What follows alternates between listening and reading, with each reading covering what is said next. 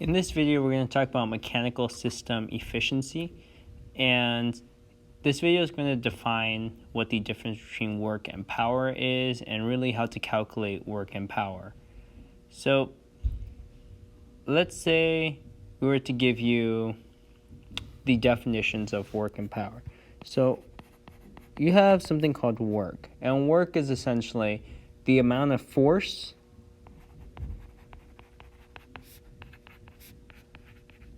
over a certain distance.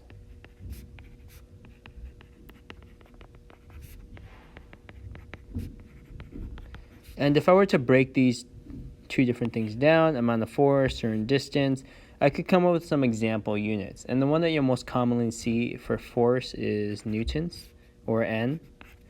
And certain distance, let's say meters. So when you combine amount of force over a certain distance, you get something called newtons times meters. And that's equal to a unit called joules.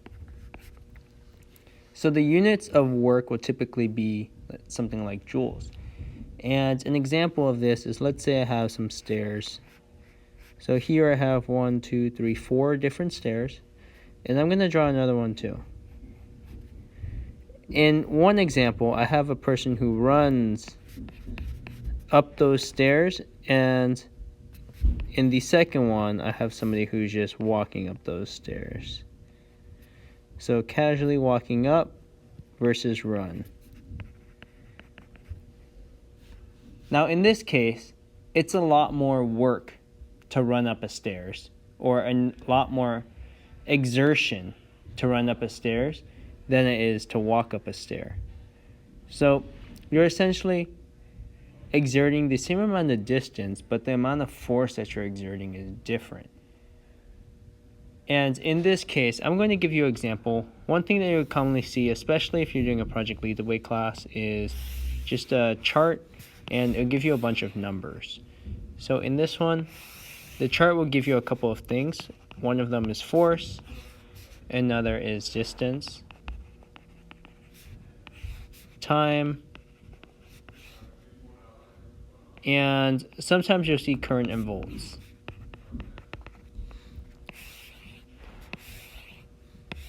Now, I'm just going to do a few, so I'm not going to fill out the table exactly. But let's say I have 0 newtons, and for my distance, I have 24 meters, and in this case, I have 7,000 newtons over a distance of the same, 24 meters.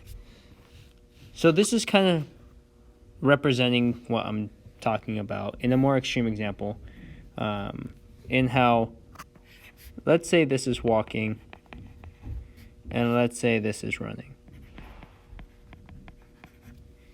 Let me change that 0 to something a little bit better, because you are exerting a force when you're walking.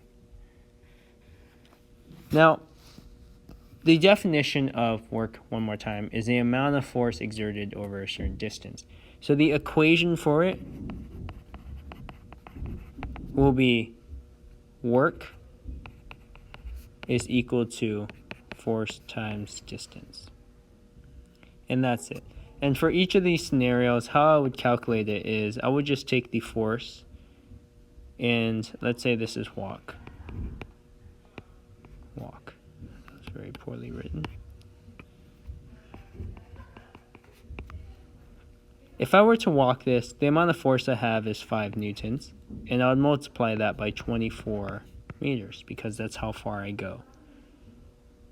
And the product of this is going to be how much work I did, and that's going to be in the units of joules.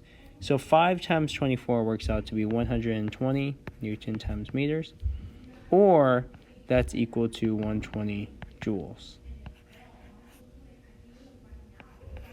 In addition to that, for my run situation, if I have 7,000 newtons and I multiply that by that same distance of 24, I get a much greater number. I'm actually going to get 168,000 joules. So there you have it. Work is essentially the amount of force exerted over a specific distance. So it's always important to remember this definition, and you can kind of piece together that equation from that. Now, there's also something called power.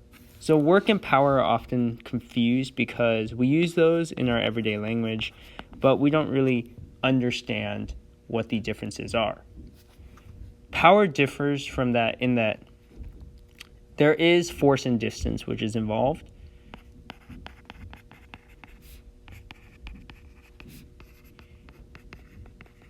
But unlike work, where it just stops there, it also includes a unit called time. Now, in the example above, let's say I were to add some time to it. Let's say I add 180 seconds and 360 seconds. So if I have 180 seconds and 360 seconds, the amount of work that I do in each of these scenarios is the same, or it's not the same, sorry. The amount of work that I do in each of these scenarios, it only takes into account force and distance. But in this case, I'm taking force, distance, and time in consideration. So I divide this by time. So it's the amount of force over a certain distance divided by the amount of time. So the equation for this is P, which is power, and let's say this is the output power. That's equal to force times distance divided by time.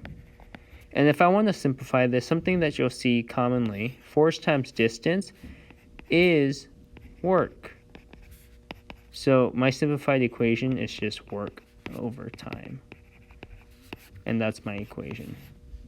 And that equals power. So if I were to do an example of this,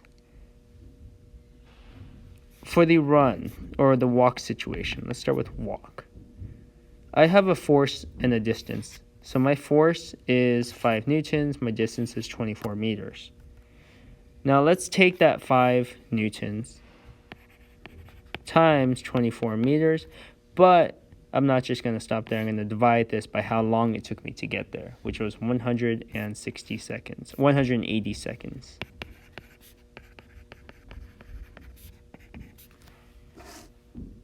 And I take 5 times 24, divide that by 180, and I get 0.667. Around that, I rounded it. And the units is Newton times meters over seconds. Now, newtons times meters is equivalent to joules. And the seconds, let's say I transfer that over. Joules per second. Now, joules to seconds is the same as a unit called watts. So essentially, that many joules is occurring per second. Or this many newtons of power, or this many seconds of, let's say, force, is going over this amount of distance divided by this amount of time. And that is what you mean by watts. So watts is just the amount of force that goes through a distance over a certain amount of time. So the fundamental differences between work and power is essentially that work does not involve time. So looking at this equation, there's only force and there's only distance. There is no time. But inside the power, we have both force and distance, including time. So all three of those are taken into account when talking about power.